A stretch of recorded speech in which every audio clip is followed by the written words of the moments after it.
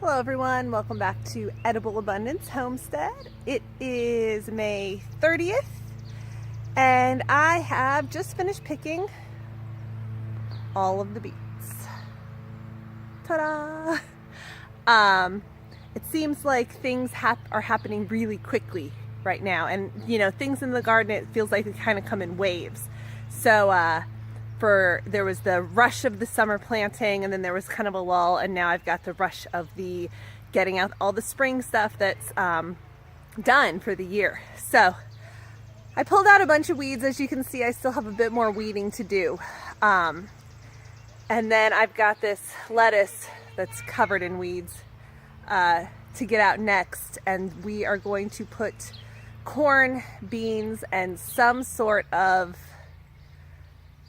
what is it called, a succubit, a melon or a cucumber or something in amongst there and make a Three Sisters garden. So I'm going to get these beautiful beets inside. I am going to dehydrate as many greens as I can fit into my dehydrator, and I will probably freeze the rest. I'm going to try to make beet chips. This is a lot of beets. I don't love roasted beets, but I'll probably do that with the smaller ones. They're okay. They're just not my favorite. And I'm wondering if I should try pickled beets. Is there a refrigerator pickled beet? I'm gonna have to see if I can find a recipe for a pickled beet in the refrigerator, because I don't really want to go to the trouble of canning it right now, especially because this really isn't a ton when it comes to canning something. Excuse me. So I got a lot done this morning, and now it's getting really hot, as you can probably see from my face. So this is looking good. I'm feeling so much better about this area now that I've got so much cleared out of here. I want to get that corn planted. That corn needs to go in the ground. It's time to get it going. So I will be back later to see what I get done this afternoon. All right, so it's the next day. A lot happened last night and this morning. So something apparently bloomed because all of a sudden my nose is stuffy, so sorry about that.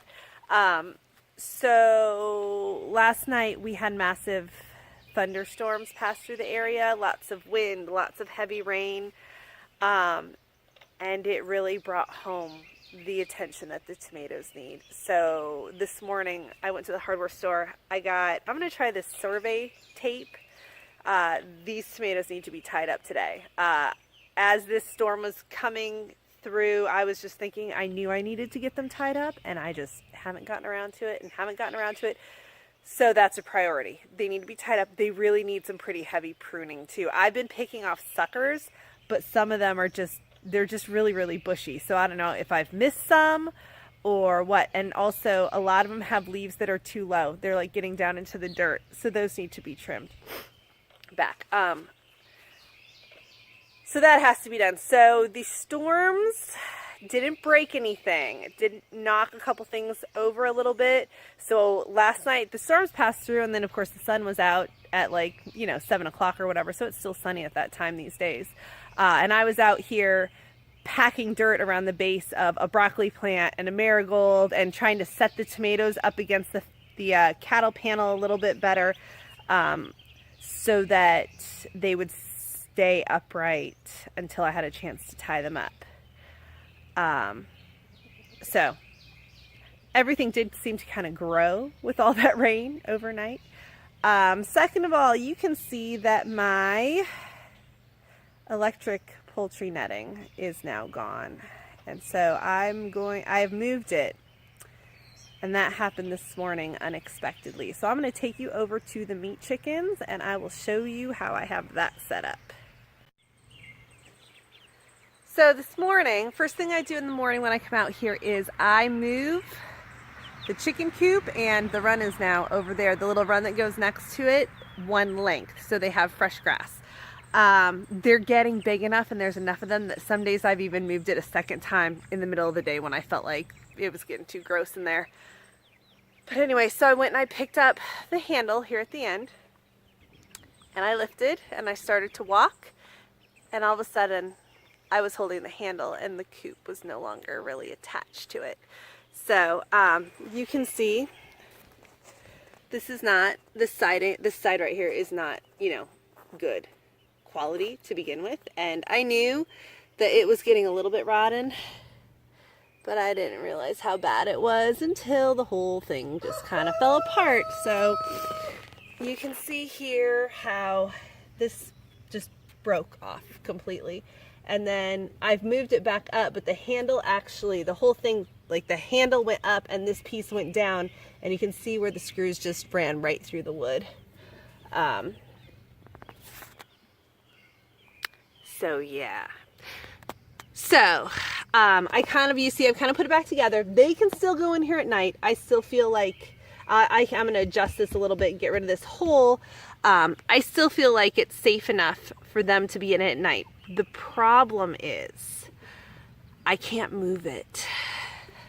They're getting butchered next week. And really, there was already too many of them for the little run area. Really, 15 is about the max it should hold.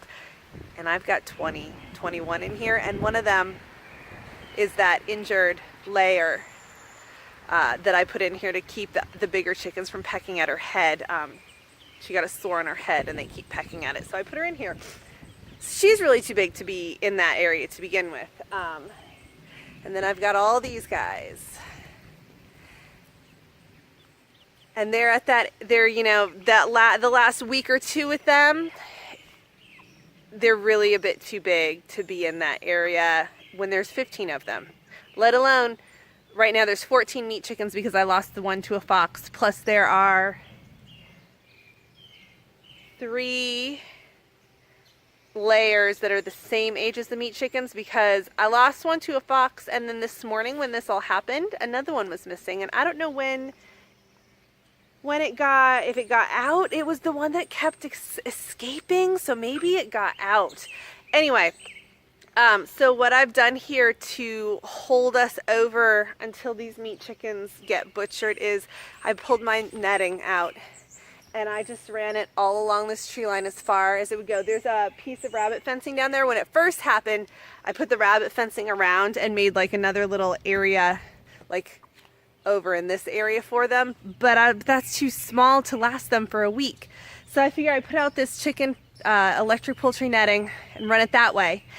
And if it gets gross over here, then what I can do, sorry, the twisting and turning, I could take it and I could run it that way so they'd have a fresh area if they need it. I don't think they're gonna need it. One thing with these guys is they're just gonna sit wherever their food is. So I'm also gonna be moving their food trays down, kind of down the line here, because I put the food right here in front of their coop, and that's all they're gonna be, is just sitting there by the food. So I've moved the food down here, and then you can see what a giant mess they've made of it. And then I'll just kind of keep moving it down the line. I had been thinking of doing this when I started having the fox problems, because this is going to be much more effective against the fox, and it's not really meant to go around the garden. The reason it's around the garden is we had groundhog problems, and this kept them out. But it's just, that's not what it's for. So, okay, come here, you say hi. So anyway, so I wanted to do this anyway, and then this happened and I kind of had no choice. Here, say hi quick because I'm almost out of space here. Hi. So anyway, so that's the story with the netting and the meat chickens. They just need to last another week, and then I'll butcher them and they'll be gone. They'll be in my freezer and they'll be delicious. All right, so I need to take care of those tomatoes. Thank you so much for watching.